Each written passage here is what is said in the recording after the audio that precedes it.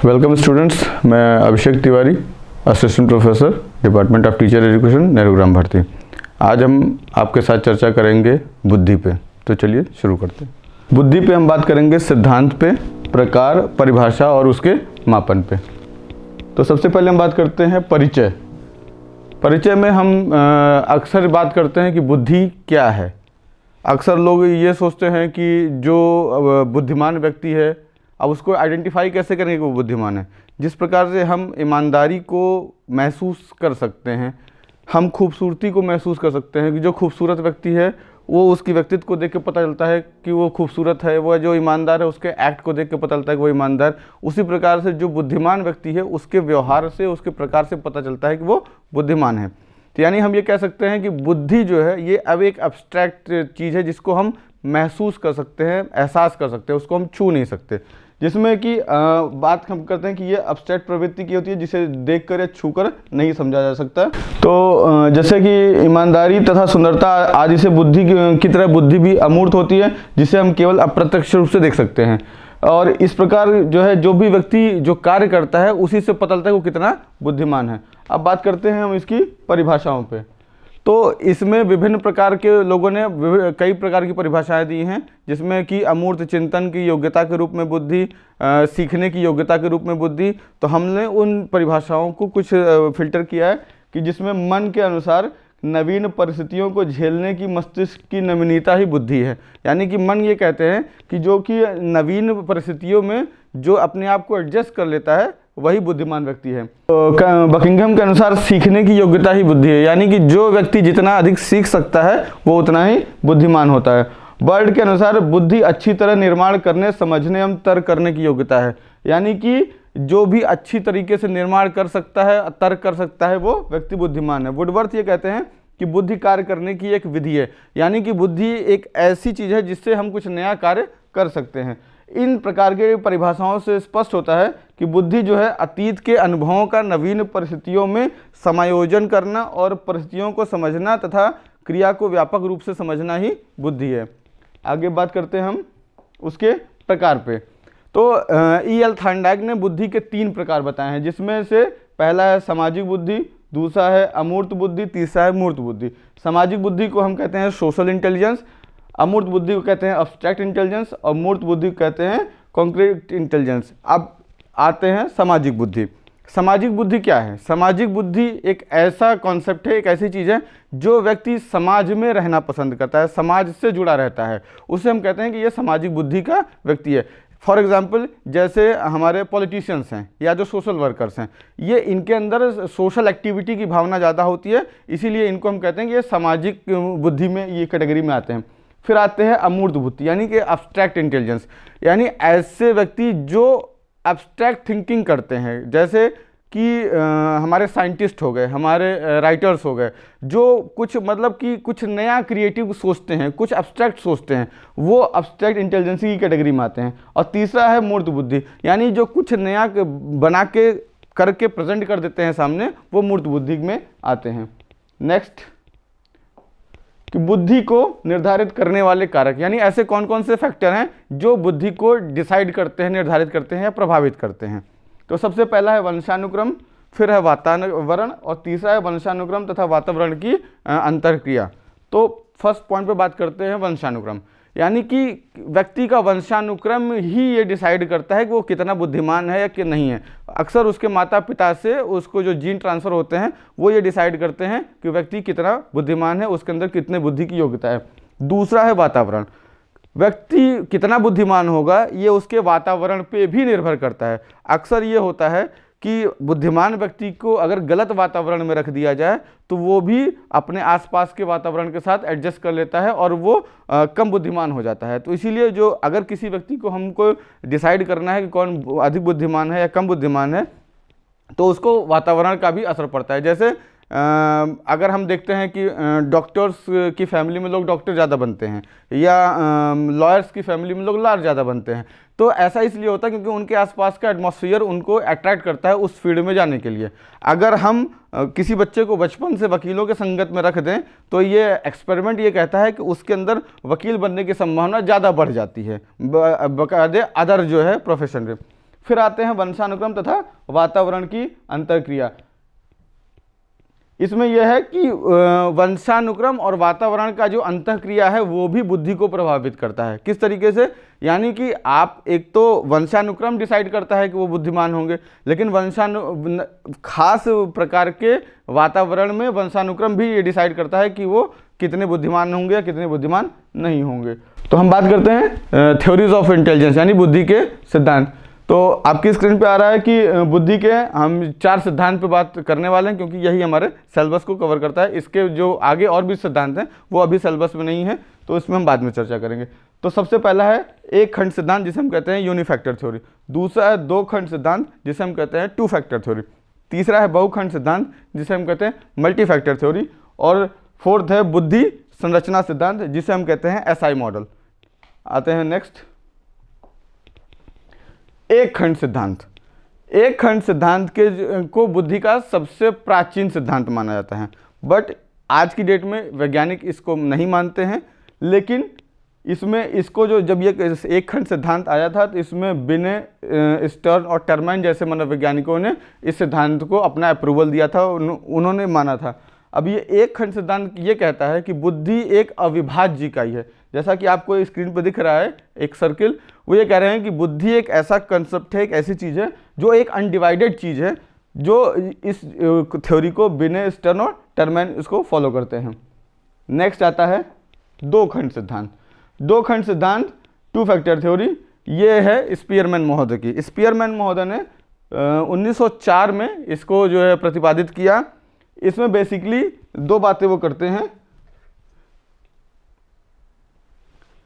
इसमें बेसिकली वो 2 बातें करते हैं, एक G फैक्टर की और एक S फैक्टर की। G फैक्टर और S फैक्टर। अब बात की ये आपकी स्क्रीन पे भी दिख रहा होगा G और S। तो 2 खंड सिद्धांत ये कहता है कि बुद्धि के 2 पार्ट होंगे, एक G फैक्टर होगा, एक S फैक्टर होगा। तो ये G फैक्टर क्या है? G फैक्टर मतलब सामान्य योग्यता कारक और S फैक्टर मतलब स्पेशल, विशेष योग्यता कारक। तो स्पीयरमैन ये कहते हैं कि हर व्यक्ति में G फैक्टर होता है, सामान्य होता है। वो सब में एक कहते हैं कि एक G फैक्टर होगा, लेकिन वो क्या बनना चाहता है, क्या करना चाहता है, वो उसकी स्पेशल एबिलिटी होगी। उसको उन्होंने S फैक्टर के रूप में डिसाइड किया है। फॉर एग्जाम्पल, जैसे मान लीजिए ये S1 है, ये S2 है, ये S3 है, ये S4 है, ये S5 है। तो अब बात करते हैं कि अगर आप डायग्राम पे देख रहे होंगे तो ये जो है, जो S है, ये थोड़ा थोड़ा G के साथ इंक्लूड कर रहा है। इसमें ये बात आती है कि ये जो S है ये क्या है? डॉक्टर है। ये क्या है? एक्टर है। यानी कि वो व्यक्ति क्या बनना चाहता है, वो उसकी स्पेशल एबिलिटी है। वो डॉक्टर बन सकता है, वो वकील बन सकता है, वो लॉयर बन सकता है, वो एक्टर बन सकता है। ये सब अलग स्पेशल एबिलिटी के लोग हैं, लेकिन उन सब में कॉमन G है, यानी वो सामान्य योग्यता है, वो सब में होती है। तो इनका जो फैक्ट है कि जो भी होगा वो G फैक्टर होगा और S फैक्टर होगा। G फैक्टर का मतलब सामान्य योग्यता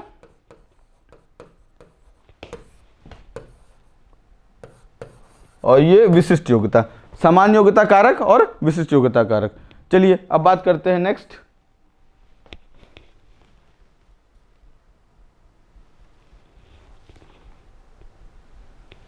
नीचे से।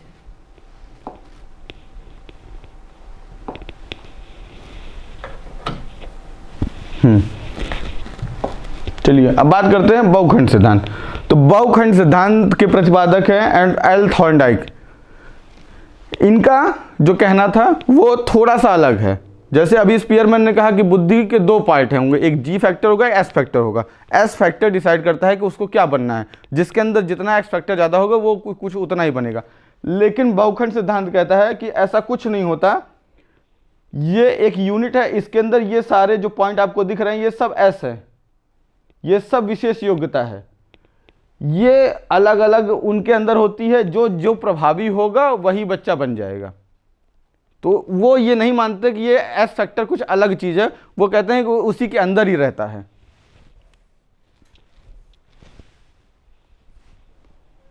चलिए अब बात करते हैं SI model for JP Guilford. इसे हम कहते हैं बुद्धि संरचना सिद्धांत, स्ट्रक्चर ऑफ इंटेलिजेंस। ये बेसिकली 3D मॉडल है जिसमें कि जेपी गिलफोर्ड महोदय कहते हैं कि ये जो बुद्धि है ये क्या है, एक 3 डायमेंशनल कॉन्सेप्ट है। उसको उन्होंने ये जो फिगर आपको देख रहे हो इसके हिसाब से किया है, जिसके उन्होंने कहा कि सबसे पहला कंपोनेंट इसका है संक्रिया यानी कि ऑपरेशन, दूसरा है सामग्री कंटेंट्स, और ये है उत्पाद। तो इनके में अलग अलग बांटा है। इसको हम आगे और विस्तार से बात करेंगे। इसको इस पे आने से पहले हम आपको बता दें कि सबसे पहले जब ये जेफी गिलफोर्ड का ये मॉडल आया था तो उसको एक 120 पार्ट थे इसके। ये 120 पार्ट कैसे थे, जैसे अभी मैंने आपको ये बताया कि आप ये उत्पाद, संक्रियाएं और विषय वस्तु ये 3 हैं। तो एक के 4 पार्ट थे, एक के 5 पार्ट थे, एक के 6 पार्ट थे, और ये बन करके 120 हो जाते थे।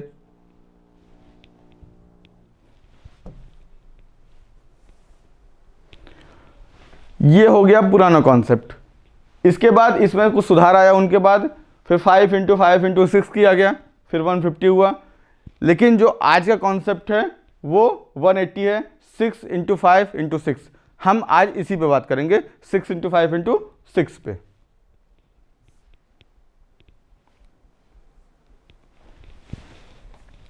चलिए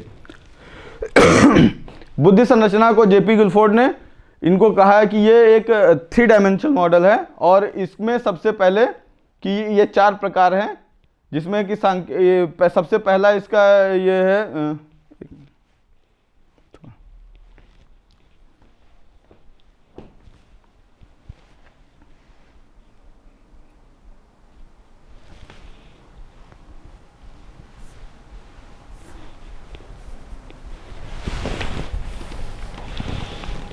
कहाँ गया,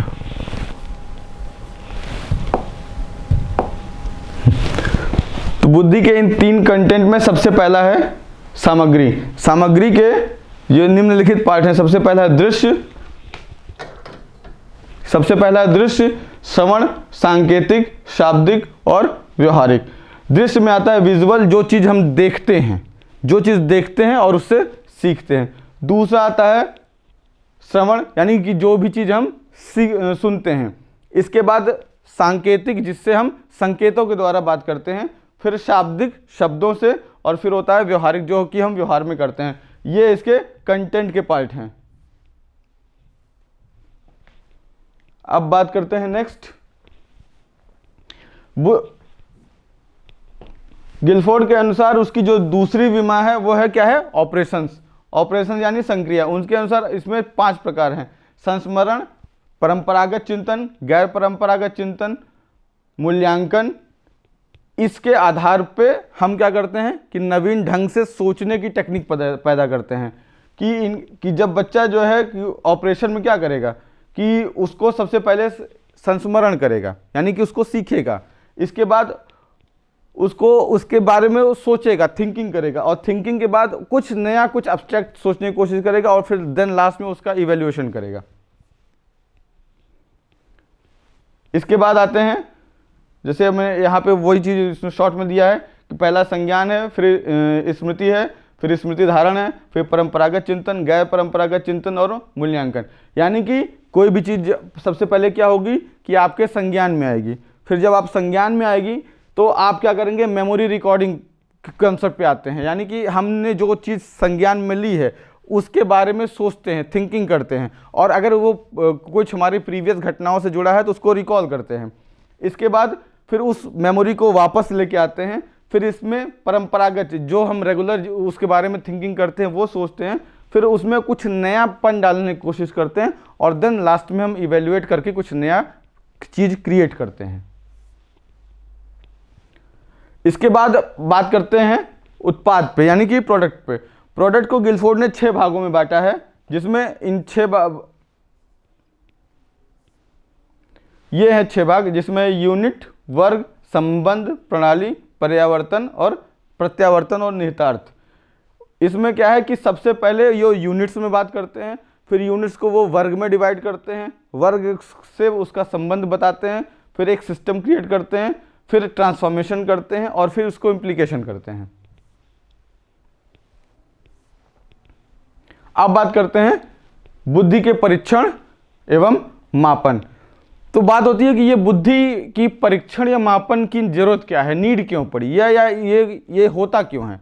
तो सबसे पहले अमेरिका में अल्फ्रेड और बिने ने बुद्धि परीक्षणों की शुरुआत की फर्स्ट वर्ल्ड वॉर में। इसका बेसिक नीड ये था कि फर्स्ट वर्ल्ड वॉर में उनको सेना में भर्ती करनी होती थी और उनको ये फिल्टर करना होता था कि कौन व्यक्ति कितना बुद्धिमान है, किससे हम कौन सा काम करा सकते हैं।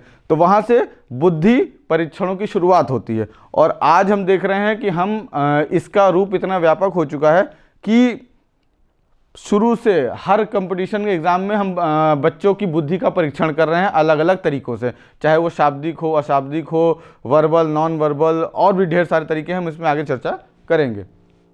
भारत में सबसे पहले बुद्धि परीक्षण का निर्माण रायसर ने किया था 1922 में। इसमें बिने मापनी का भारतीय अनुकूलन किया गया। इस परीक्षण का नाम था हिंदुस्तानी बिने परफॉर्मेंस पॉइंट स्केल, और एक जलोटा ने फिर 1951 में एक सामूहिक बुद्धि परीक्षण का निर्माण किया।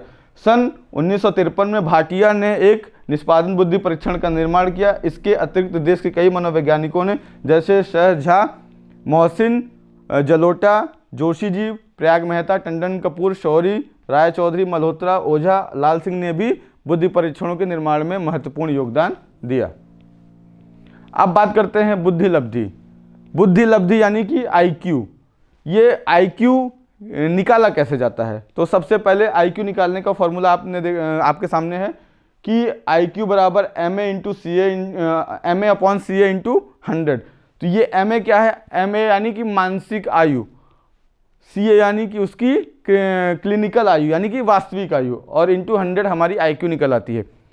ये मानसिक आयु, और ये मतलब ये तरीका क्या है, क्यों किया जाता है। जैसे कि यदि हमें किसी बच्चे को देखना है कि ये बच्चा कितना बुद्धिमान है, तो हम क्या करते हैं कि सबसे पहले उसकी मानसिक आयु प्राप्त करते हैं। मानसिक आयु प्राप्त करने का तरीका क्या है कि जैसे एग्जाम्पल कि कोई बच्चा 10 साल का है, 10 साल का बच्चा है, लेकिन 10 साल का बच्चा 14 साल के बच्चे के बराबर की प्रॉब्लम को सॉल्व कर ले रहा है। तो यानी उसकी मानसिक आयु 14 वर्ष हो गई, क्योंकि वो 14 वर्ष के बच्चे के बराबर की समस्याओं का बहुत आसानी से हल निकाल लेता है। तो अब उसकी मानसिक आयु कितनी हो गई, 14। वास्तविक आयु कितनी है, 10 गुणे 100। जब इसका कैलकुलेशन आएगा तो 100 के ऊपर आएगा, यानी कि वो बच्चा क्या है, प्रतिभाशाली बालक है। इसकी टेबल इसमें आगे जो है जिसमें कैटेगराइज किया जाता है कि कितने वर्ग से बच्चे प्रतिभाशाली हैं, कितने मंद बुद्धि हैं, कितने जड़ बुद्धि हैं, उसकी एक अलग टेबल है जिसमें हम चर्चा करेंगे। अभी हम बात करते हैं IQ। तो IQ में यही तरीका है मानसिक आयु और वास्तविक आयु निकालने का। अब बात करते हैं बुद्धि परीक्षण कि ये बुद्धि परीक्षण हम करते कैसे हैं। तो बुद्धि परीक्षण के जितने वैरायटीज है मैंने आपको दिखा दिया। शाब्दिक बुद्धि परीक्षण, अशाब्दिक बुद्धि परीक्षण, सामूहिक शाब्दिक बुद्धि परीक्षण, सामूहिक अशाब्दिक बुद्धि परीक्षण, वैयक्तिक शाब्दिक परीक्षण, वैयक्तिक अशाब्दिक परीक्षण। अब इसको मैं समझा रहा हूँ। शाब्दिक बुद्धि परीक्षण क्या है, ऐसा बुद्धि परीक्षण जो शब्दों से हो, वर्बल हो, यानी कि शब्दों के द्वारा, फॉर एग्जाम्पल जैसे क्वेश्चन आंसर, हमने प्रश्न पूछा, बच्चे ने जवाब दे दिया, यानी उसका शब्दों के द्वारा बुद्धि परीक्षण हो जाता है। दूसरा है अशाब्दिक बुद्धि परीक्षण, यानी कि हमने बुद्धि परीक्षण किया लेकिन हमने शब्दों से कम्युनिकेट नहीं किया। इसके लिए क्या है, हमने उनको टेस्ट पेपर दे दिया, हमने क्वेश्चन पेपर दे दिया, बच्चों ने उसको किया, उसके बाद हमने रिजल्ट ले लिया, उनका टेस्ट हो गया। फिर आता है सामूहिक शाब्दिक बुद्धि परीक्षण। सामूहिक शाब्दिक बुद्धि परीक्षण का मतलब ये हो गया कि क्लासरूम में हम बच्चों को बैठा के ग्रुप में वर्बली उनका टेस्ट ले रहे हैं। सामूहिक अशाब्दिक बुद्धि परीक्षण का मतलब है कि उनको ग्रुप में बैठा के विदाउट वर्बल उनका टेस्ट ले रहे हैं। और फिर आता है वैयक्तिक शाब्दिक बुद्धि परीक्षण, यानी कि इंडिविजुअल वर्बल टेस्ट। तो ये इंडिविजुअल वर्बल टेस्ट का मतलब हो गया लाइक वाइवा। जब उनका मौखिक होता है, वाइवा होता है, तो एक एक्सपर्ट होता है और एक छात्र होता है, उन दोनों का इंडिविजुअल कन्वर्सेशन होता है जिससे उनकी योग्यता पता चलती है। और फिर आता है वैयक्तिक अशाब्दिक बुद्धि परीक्षण कि जब इंडिविजुअल टेस्ट होता है तो जिसमें भी वो पर्सन टू पर्सन होता है। तो इन तरीकों से हम किसी बच्चे का बुद्धि का परीक्षण कर सकते हैं। अब बात करते हैं कि ये बुद्धि परीक्षणों का उपयोग कहाँ कहाँ हो सकता है। तो सबसे पहला है कि मानसिक योग्यता को जानने के लिए होता है, फिर कक्षा में प्रवेश करने के लिए होता है, शिक्षा के क्षेत्र में होता है, व्यक्तिगत भिन्नता के अध्ययन में होता है। तो बात करते हैं मानसिक योग्यता के ज्ञात करने के लिए। तो मानसिक योग्यता को हम ज्ञात क्यों करते हैं? मानसिक योग्यता को हम इसलिए ज्ञात करते हैं कि ताकि हम जो है जिसको काम दे रहे हैं, जो बच्चा हमारे यहाँ पढ़ रहा है, जो हमारे साथ के लोग हैं, उनका मेंटल लेवल क्या है, किससे हम कौन सा काम ले सकते हैं, इसको करने के लिए हम जो है उनका मेंटल एबिलिटी चेक की जाती है।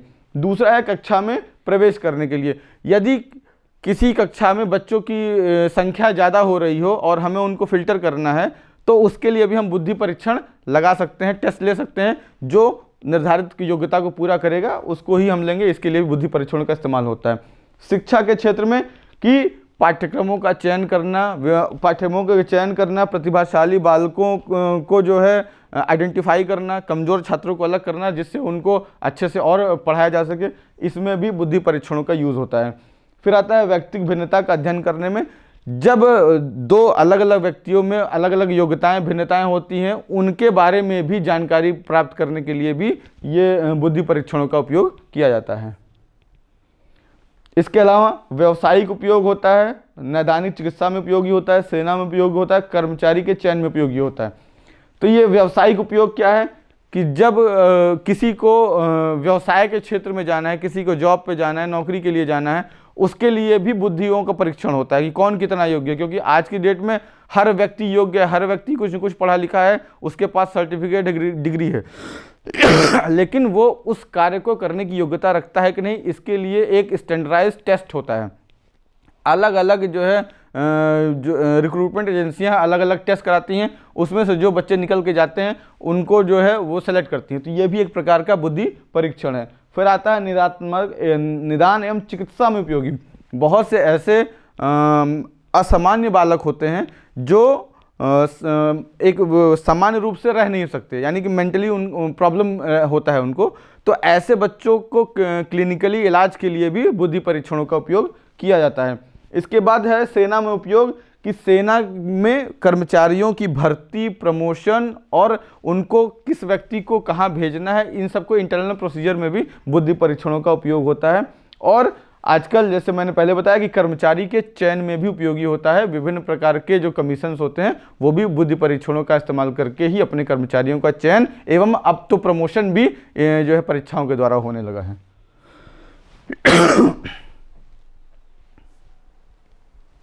Thank you.